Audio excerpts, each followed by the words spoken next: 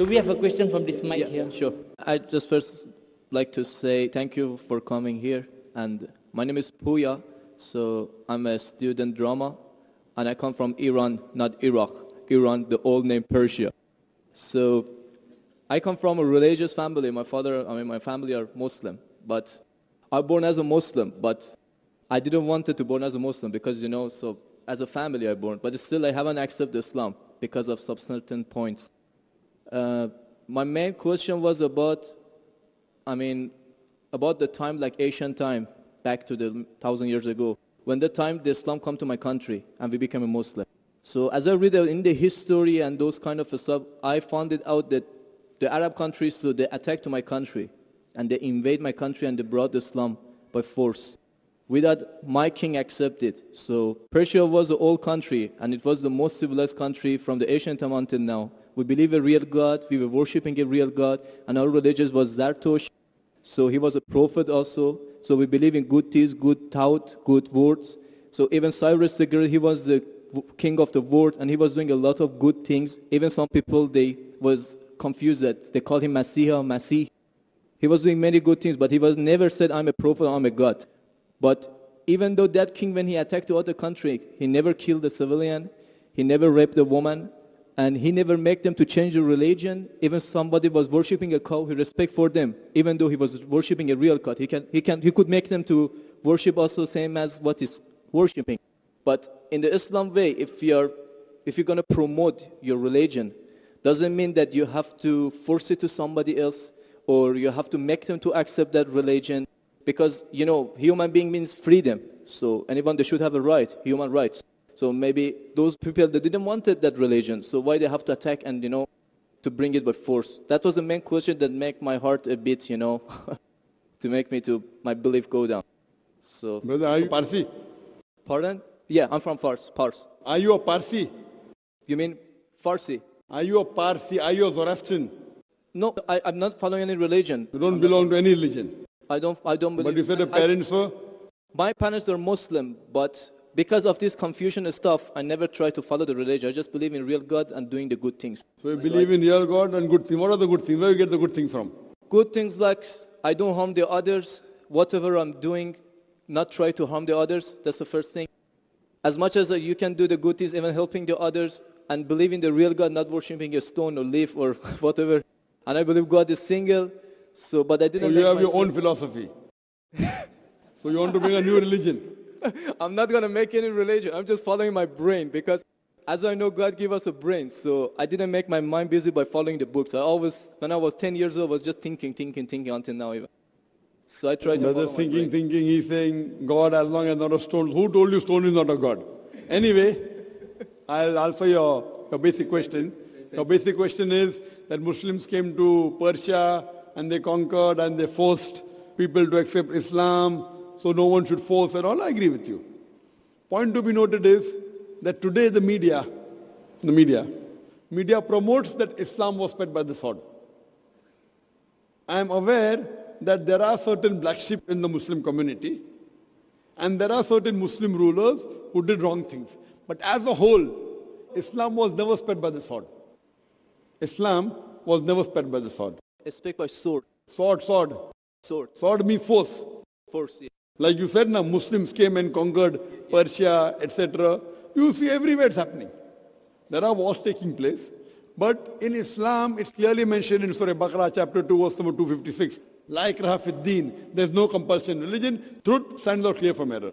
What we see today, if we analyze, that we Muslims, we were the lord of the Arab lands for more than 1400 years. For the past 1400 years, the Muslims were the lord of the Arab lands. For a few years the Britishers came, for a few years the French came, but overall the Muslims were the rulers of the Arab land. Yet today, there are more than 9 million Christians who are Coptic Christians. That means they are Christians since generation. If the Muslims wanted, they could have forced each and every non-Muslim to accept Islam at the point of the sword in the Arab land. These more than 9 million Coptic Christians, they are giving shahada, they are bearing witness that Islam was spread by the sword. We Muslims, we ruled India for more than 1,000 years. We ruled India for more than 1,000 years.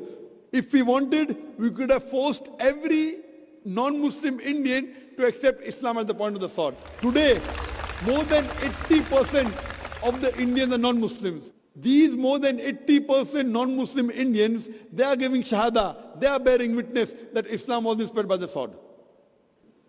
Which Muslim army has come to Indonesia? Indonesia today has the largest number of Muslims in any country, more than 200 million Muslims. In Malaysia, more than 55% of the citizens of Malaysia are Muslim. I am asking you, which Muslim army came to Malaysia?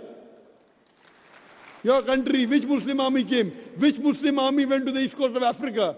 It was the business, it was the traders. When they came here, people accepted this religion.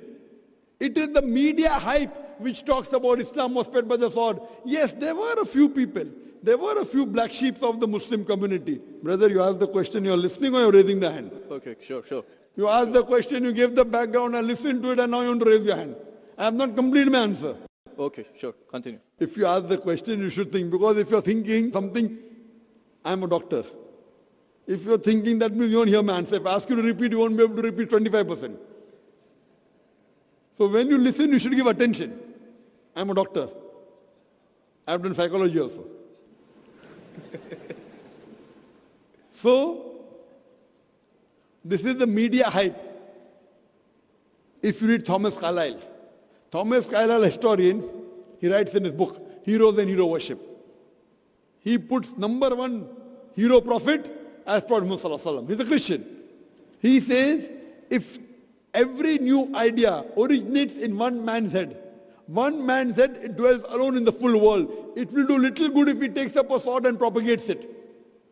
You have to first get your sword. He's talking about sword of intellect. There was a survey done in the Plain Truth magazine, a survey in the increase of the major world religions in a span of 50 years. In a span of 50 years, from 1934 to 1984. In a span of 50 years, the increase in the major world religion. It came in Reader Digest, Almanac Yearbook, 1984. Number one maximum increase in any religion, it's Islam, 235%. Christianity, only 47%. I am asking you, which war took place between 1934 and 1984, which forced the non-Muslim to accept Islam? Which war? Which war? Today, leave aside the past. Today, the fastest growing religion in America is Islam. The fastest growing religion in Europe is Islam. I am asking you, who's forcing the Americans to accept Islam? Who's forcing the Europeans to accept Islam? You were not there born. Were you present in the past? Arabs came to my land and forced. Where were you present? This is history. Many things in history is false. So that's what... Okay. A very famous historian, Dilese O'Leary, he writes in the book, Islam at the Crossroad, page number 8. He says, history makes it clear that the legend of fanatical Muslims sweeping across the world, forcing Islam at the point of the sword, is the most fantastic, absurd myth that historians ever repeated. Who says that? Dilese O'Leary. History makes it clear that the legend of fanatical Muslims forcing Islam at the point of the sword over conquered races is the most fantastic, absurd myth that historians ever repeated. This is just in the media today. Muslim terrorist, Muslim terrorist. I am asking you, did any Muslim attack you in this country? No, never. But the media says Muslims are terrorists. Yeah, media is just nonsense. Yes, same way your history is also nonsense. When media is nonsense, the history is also nonsense. Some is correct, some is wrong. That's the reason, if you hear the answer, I would like to end my answer with a quotation of Dr. Adam Pearson. Dr. Adam Pearson says that people who worry that one day nuclear weaponry will fall in the hands of the Arabs, they fail to realize that the Islamic bomb has already been dropped. The bomb of peace. It fell the day Prophet Muhammad, peace be upon him, was born. Good. Thank you, doctor, for your answer. But the point is, I didn't get the right answer because that's not media, that's history. And history is not something that can be written the false way, because if it be written the false way, it can be changed. But that was the true history in all over the world and is written every Brother, did you places. hear my quotation of Deleuze O'Leary? Can you repeat it? Repeat what? Repeat Deleuze O'Leary's quotation. I said it twice, not once, twice. Most of my answer was once. I said twice. Now repeat it. Repeatedly 50%. So what's the point of repeating that word? I want to know whether it went into your head or not. No, because that's what is in my head that is the history first thing. I am asking you, can you repeat the statement, the answer which I gave earlier? If you cannot repeat, that means it's useless me repeating the answer. You're not listening to me. You're thinking something. No, I'm listening to you. You're Can saying you repeat? that is made, that is can false, you that's the history. repeat the statement of Deleuze O'Leary, a very famous historian? No, I can't. I'm saying it for third time. Listen to it and go behind the queue. Deleuze O'Leary says that history makes it clear the legend of fanatical Muslims forcing Islam at the point of the sword over conquered races is the most fantastic, absurd myth that historians have ever repeated. Deleuze O'Leary says history has been telling falsehood, and you're saying history, I believe in history. Deleuze O'Leary is saying that what history says that Muslims are forcing Islam at the point of the sword is the most fantastic myth that historians have repeated. So you have got influenced by the myth. So now think it's a myth and forget it and believe in the fact. The fact is you read the Quran and inshallah I want you to revert to Islam. Revert back to the religion of your parents, inshallah. Okay. Okay, thank you. Thank you.